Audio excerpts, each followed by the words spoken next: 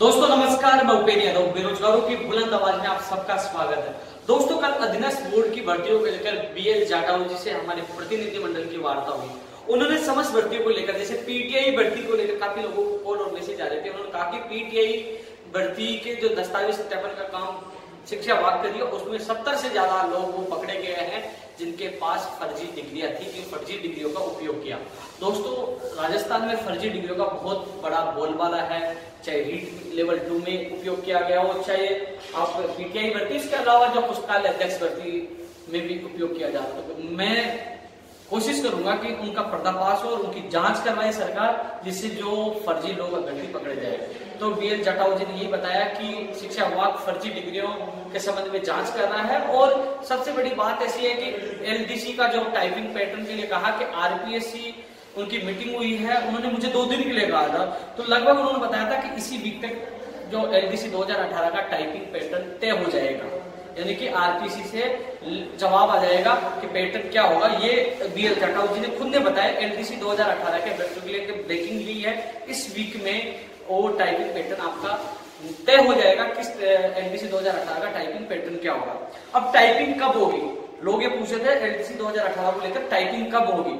दोस्तों उन्होंने स्पष्ट कहा है कि जो स्वर्ण आरक्षण एमपीसी का हालांकि दिया गया था, स्वर्ण आरक्षण और को लेकर राज्य सरकार और कार्य विभाग से उन्होंने गाइडलाइन यानी कि उन्होंने पूछा है कि और उनसे निर्देश मिलेंगे कि इन भर्तियों में जो अभी चल रही है, इन भर्तियों में उन्होंने स्वर्ण कास्ट का जो आरक्षण को लेकर और चाहे एमबीसी के भी कई लोग मांग कर रहे हैं कि पुरानी और भर्तियों को जोड़ा जाए, तो उनको शामिल उन लोगों के आरक्षण दिया जाएगा कि नहीं दिया जाएगा।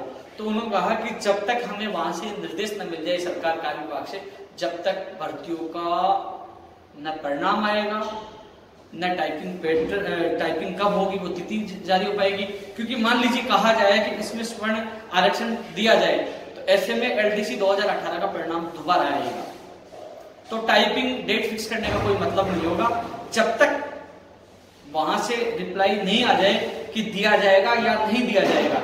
यदि नहीं दिया जाता है तो टाइपिंग टेस्ट जल्दी ही घोषणा कर दी जाएगी जवाब आने के बाद, और यदि दिया जाता है तो दोबारा से परिणाम आएगा। ऐसे में टाइपिंग टेस्ट परिणाम आने के बाद ही घोषणा होगी। तो दोस्तों हालांकि उन्होंने कहा कि उन्होंने जो अपनी पर्सनल एडवाइस यही दी है सरकार को कि जो भर्तियां चल रही है उनमें छेड़छाड़ी की तो कहीं ना कहीं इस भर्तियों की स्थिति बिगड़ जाएगी, लेकिन आने वाली नई विज्ञप्तियों में यह आरक्षण के नए प्रावधान लागू किया जाए।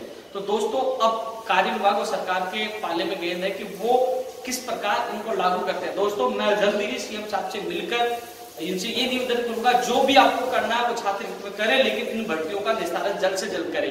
क्योंकि सेकंड ग्रेड का परिणाम, हेडमास्टर, एसआई भर्ती, वो भी उनका भी परिणाम रुका हुआ। दूसरी तरफ आप देख लीजिए कि एलडीसी की टाइपिंग की डेट घोषित नहीं हो पा रही, कृषि परीक्षक का परिणाम नहीं आ रहा, एनटी का परिणाम नहीं आ रहा, तो कई भर्ती परीक्षाओं का परिणाम भी नहीं आ रहा।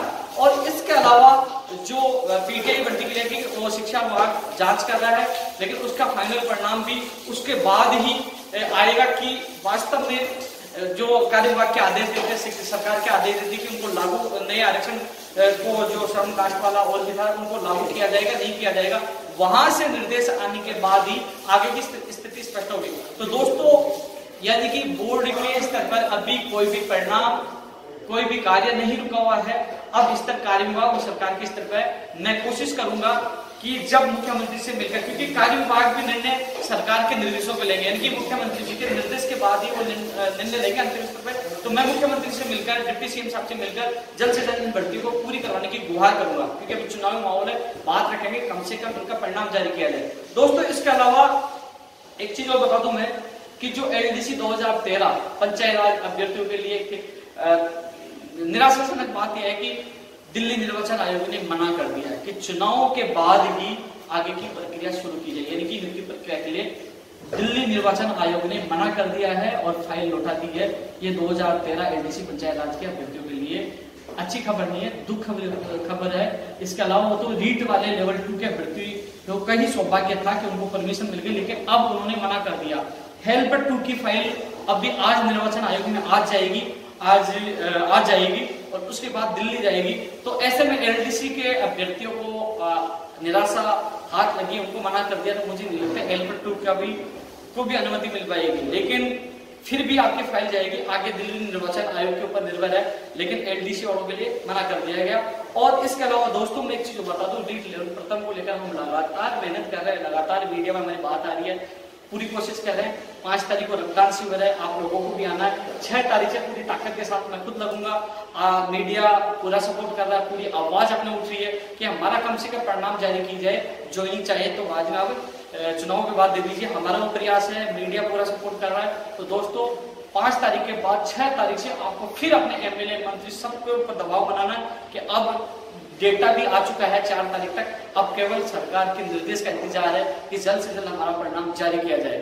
इसके अलावा दोस्तों हेल्पर 2 का आपको मैंने बता दिया, एलडीसी के बारे में आपको बता ही दिया, और इसके अलावा दोस्तों पीटीआई भर्ती के बारे में बता दिया। लेकिन तमाम जो अधीनस्थ बोर्ड की भर्तियों का रुकने का कारण वही है, नए आरक्षण का प्रावधानों को किस प्रकार लागू किया जाए, ये तय सरकार और कार्य विभाग करेंगे। तो दोस्तों जैसे उनके पास बोर्ड के बाद निर्देश पूछेंगे उसके बाद आगे की प्रक्रिया शुरू होगी। इसके अलावा दोस्तों हर विषय को लेकर मैं आपके बीच में रहूंगा, लेकिन अभी मैं थोड़ा व्यस्त हूँ 5 तारीख को होने वाले रक्तदान शिविर को लेकर, और 5 तारीख के बाद मैं फ्री होकर फिर आपके काम में पुनः जुड़ जाऊंगा। धन्यवाद, जय हिंद, जय भारत।